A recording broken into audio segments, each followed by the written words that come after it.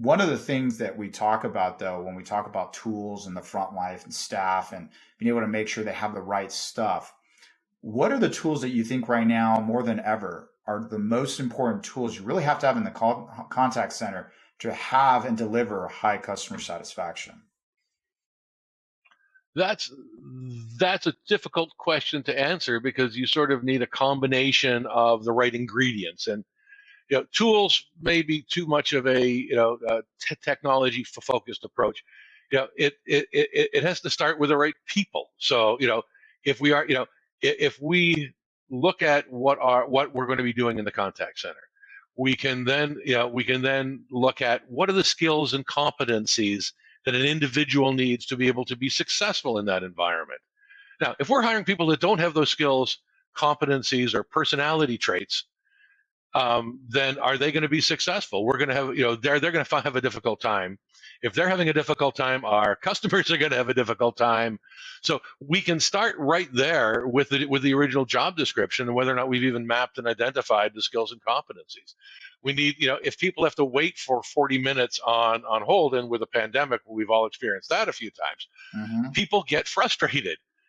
Why don't you have enough people here? Did you not do proper workforce planning? So so then on the tools, so we may have a tool to assess skills and competencies, or customer service mindset, or sentiment, analysis to profile our staff coming in. We may need a workforce management tool or suite to ensure that we get the right people in the right places. We may leverage our quality monitoring system so that we can progress folks up a structured career ladder, if you will, so they can move forward and improve the quality of what they're doing.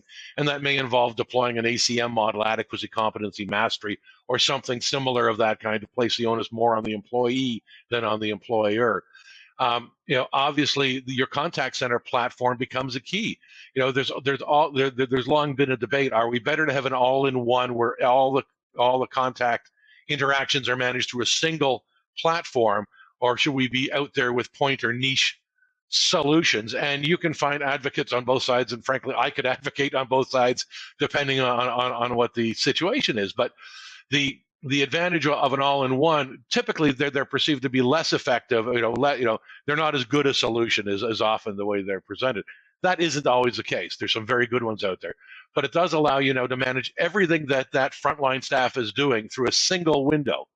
You can view it through a single lens and know exactly what they're doing, which makes reporting a lot easier, which makes analysis a lot easier, which makes it easier to look at optimizing processes and the way we're doing things